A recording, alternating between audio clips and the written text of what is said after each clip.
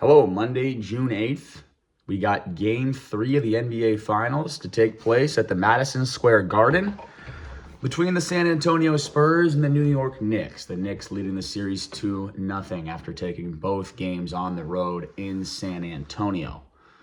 Obviously, game 1 was a 10-point win for the Knicks, a close game throughout. The Spurs were up by 14, and the Knicks came back and won the game. And then in game 2, another very close game throughout. The Knicks actually led this game for most of the game, led comfortably a lot of the way, choked a big lead late. Spurs come back, have a chance to take the lead with about 7 seconds to go, and then everybody's seen the play.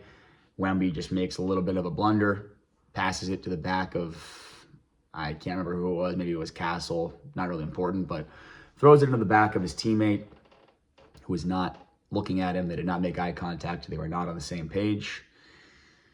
And it results in Wemby, turning the ball over and then fouling Jalen Brunson, which turns into the game-winning free throw for the Knicks. It's going to go down in history. We're going to be looking at that play for years to come. We'll probably be looking at that play. I bet you 25 years from now, we're all going to be sitting around somewhere, wherever we will be, and we're going to be saying, you remember that play when Wemby did that? Remember when how a 22-year-old Wemby went to the NBA Finals and, the Knicks were in the finals for the first time in almost 30 years. It was a big deal, and unfortunately this happened. But anyways, we have a game to break down. It's game 3, and the Knicks are 2-point favorites, minus 130 on the money line. Very close game. Spurs were 6-point favorites in game 2. Now the line has flipped 8 points. Now the Knicks have won both of the first 2 games. I think the odds makers and the bettors have definitely shifted towards the Knicks in the markets. And also it being in Madison Square Garden, the first finals game there in MSG since, 1999? So you can bet your top dollar that place is going to be special sort of atmosphere this evening. There's going to be a different feeling in the air in MSG tonight. And it's up to the Knicks to go in there, take advantage of it, make use of it. Don't let this moment slip, because this is their opportunity.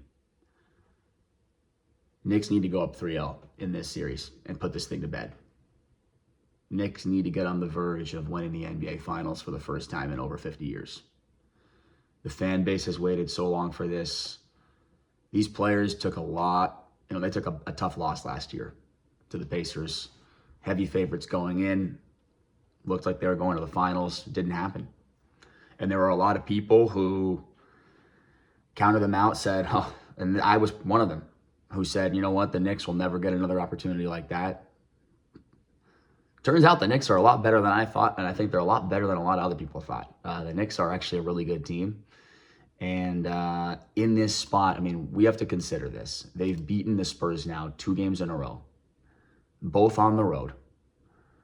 The Spurs now, on the road, they lost 2 to the Thunder. They lost 2 out of the 4 to the Thunder. And they lost 2 out of the last 3 to the Thunder. They lost 1 out of the 3 to Minnesota, and they did not lose to any against Portland. New York at home has been a wagon.